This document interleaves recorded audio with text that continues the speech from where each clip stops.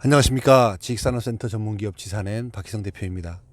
2020년 2월 20일 목요일 아침 출근길 영상입니다. 현재 시간은 5시 42분입니다. 지식산업센터는 결과적으로 기업체가 사업을 하기 위해서 이 지식산업센터를 사는 개념인데요. 요즘에는 이제 이 지식산업센터가 많이 이렇게 소형화되었고 작아졌습니다. 실질적으로 지식산업센터를 사용하는 기업 자체가 소기업이라고 봐야 됩니다. 소기업. 이 소기업들, 이런 소기업들이 그래도 사업하기에 가장 좋은 것은 어디일까요? 저는 사실은 이제 가산 디지털 단지가 그거에는 가장 적합하다고 생각하는 사람 중에 하나거든요. 너무 많은 지식산업센터가 몰려 있기도 하고요.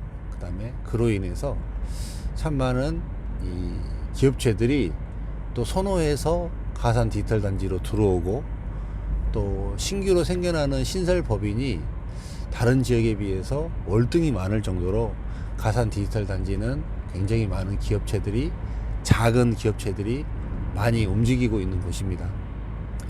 저는 그 기업체가요, 실사용 기업체가 지식산업센터를 선택할 때 두 가지를 두 가지로 선택하는 방식에 대해서 이렇게 이야기를 항상 드리는데요. 하나는 이제 실사용 기업이니까 대출 부분에서도 유리하고 여러 가지 유리한 부분이 있으니까 좋은 것을 사라라는 개념. 돈이 조금 들어가더라도 좋은 것을 사라라는 개념. 아니면 아예 돈이 많이 안 들어가고 아예 조금 들어가는, 거의 안 들어가는 이런 것을 사라든지 이런 형태를 취하라고 제가 이야기를 드리거든요. 지금 현재 가산 디지털 단지는 이 시장이 그 초역세권의 토지가 지금 이제 한 2개 정도가 더 개발이 되려고 준비를 하고 있고, 이제 그로 인해서 이제 앞으로 향후에는 그 역세권의 토지가 사실상 거의 없어요. 이제 가산 디지털 단지도 그렇게 되면 이제 조금 떨어진 쪽 말고는 이렇게 토지가 없고 개발되기가 어려운데, 쉽지 않은데, 현재 지금 가산 디지털 단지 안에 굉장히 많은 수의 지식산업센터가 개발이 되고 있고 사업 시행을 하고 있습니다. 근데 너무나 많이 이 분위기에서는 극명하게 극과 극을 나뉘고 있는 거예요. 극과 극을. 그래서 역세권과 조금 매머드하고 괜찮은 건물들은 굉장히 많은 관심을 받고 분양이 잘 되어가고 있는 반면, 조금 떨어져 있는 지역의 지식산업센터 같은 경우에는 아예 관심을 못 받는 이런 현상을 지금 현재 보이고 있습니다. 아예 관심을 많이 받는 초역세권의 지식산업센터를 선택을 하든지, 아니면 아예 관심을 못 받는 그런 지역의 지식산업센터가 조금이라도 어떤 좋은 조건을 던졌을 때 그때 분양을 받든지, 이 두 가지 중에 하나라고 저는 보거든요. 이게 실질적으로 이제 자산 가치상으로 봤을 때요, 이제 이런 케이스로 봤을 때는 누가 더 자산이 많이 올라갈지, 요거는 사실은 좀 자웅을 겨루기가 조금 애매해요. 실제로 그래 왔고요. 여가고 좀 떨어지기는 했고, 좀 약간은 거리가 좀 있기는 하지만 그래도 가산 디지털 단지 안에 있고 충분히 기업하기에 나쁘지 않은 건물에 입주를 했는데 실질적으로 내 자금은 많이 들어가지 않았다. 근데 지식산업센터의 가치는 상승을 했다. 근데 내 자금이 많이 들어가지 않았기 때문에 그 상승폭이 훨씬 더 컸다. 요렇게 보는 방식과, 역세권에 좀 금액은 있지만 비싼 물건을 사서 들어가는 거하고, 들어가서 그거에도 또 가치가 올라갔다, 이런 부분하고, 이런 두 가지 부분이 나눠져 있거든요. 근데 물론 이제 조금만 자금력이 된다고 치면 역세권에 좋은 것을 사는 게 뭐 안정적이고 향후에 후적으로도 나쁘지 않은 선택인데요. 진짜로 자금이 없는 회사들이 있어요. 진짜로 자금이. 예, 당장 자금을 돌리기가 어렵고 지식산업센터에 들어와서 이렇게 임대로 정도 사용할 수 있는 이런 정도의 컨디션의 회사들이 이렇게 지식산업센터를 분양을 받기에는 조금 역세권과 떨어진 것들을 선택하는 게 좋은 방식일 수도 있습니다. 내 자금이 많이 들어가지 않기 때문에. 그렇다 그래서 그거를 선택을 했는데 어떤 뭐 가치가 떨어지는 것도 아니고 충분히 갈 수 있는 이런 구도였거든요. 이게 실질적으로 지난 10년 전에 지식산업센터가 가산동에서 행해져 왔던 모습이었고요.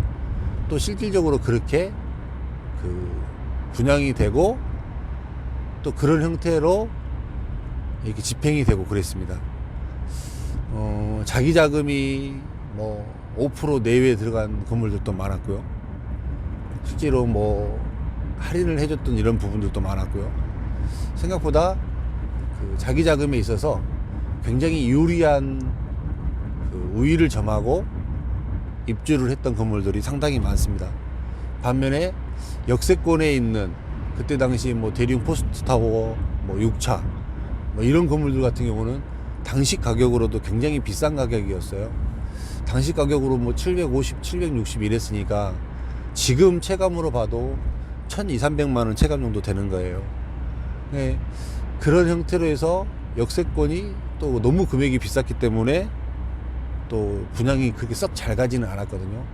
근데 최근 분위기는 또 확실히 달라진 것 같아요. 왜냐면 최근에는 이제 그때 당시만 하더라도 이 수요자 자체가 실수요자 아니면 지식산업센터를 선택하기가 굉장히 어려운 시절이었기 때문에 정말 이렇게 분양을 마무리하기가 너무 어려웠기 때문에 그런 상황까지 갔는데, 최근에는 금액이 올라가더라도 굉장히 많은 사람들이 또 관심을 보이고 있는 걸 보니까 또 의외로 다르게 또 상황이 전개될 수도 있을 것 같다라는 생각도 또 듭니다.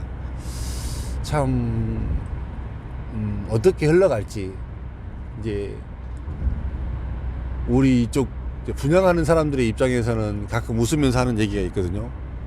분양은 쉽고 임대는 어렵다, 이렇게 이야기도 많이 해요. 사실은 그만큼 이렇게 분양은 투자 형태로 들여오려고 하는 사람들이 많기 때문에 굉장히 쉽게 분양이 되는데, 상대적으로 그 이후의 관리가 생각보다 어려운 시점으로 돌아가고 있지 않나라는 생각도 좀 들고요. 실수요자 입장에서는 어떤 좀 변수가 조금은 감지될 법도 한데 이렇게 얼른 망가지지 않는, 그게 이렇게 투자자들이 유입되고 있음으로 인해서 명맥이 유지되고 있는 이런 형태가 아닌가라는 지금 시장이 보여집니다. 실수요자들, 지식산업센터를 실제 사야 되는 실수요자 입장에서는 좋은 거, 조금은 이렇게 경쟁력 있고 금액적으로 조금은 해볼 수 있다고 치면 조금 비싸더라도 좋은 쪽으로 선택하는 게 맞고요. 자금력이 안 되는 실수요 기업이라면 자금력이 조금만 들어가도 입주할 수 있는 이런 쪽의 물건이 나올 수도 있음을 염두에 두고 시장을 면밀히 모니터링 하면서 쳐다보는 것도 나쁘지 않은 방법이다. 생각보다 지금 현재 많은 물량의 전매 물량이 돌고 있고 이미 이렇게 상당히 피로도가 올라가 있는 시장이거든요. 시장 자체가. 이렇게 되면 또 투자자들도 들어오는 거에 있어서 상당히 이렇게 꺼릴 수가 있는 상황이니까 이런 부분도 면밀히 시장을 좀 봐봐야 될 상황이라고 판단이 됩니다. 최근에는 이렇게 실수요자 위주로 많이 이야기를 드리고 있어요. 왜냐면 실수요자들이 사실은 더 잘 선택하고 또 실수요자가 또 기반이 되어줘야만 또 지식산업센터가 전체적으로 또 살아날 수 있는 활성화가 될 수 있기 때문에 조금 더 이야기를 드립니다. 실수요 기업체들은 적극 분양을 검토해 봐야 될 때입니다. 분명히 준비하시고 계획하시고 있으면 의외로 또 다른, 또 전혀 다른, 전혀 의외의 모습이 보여질 수 있으니까요.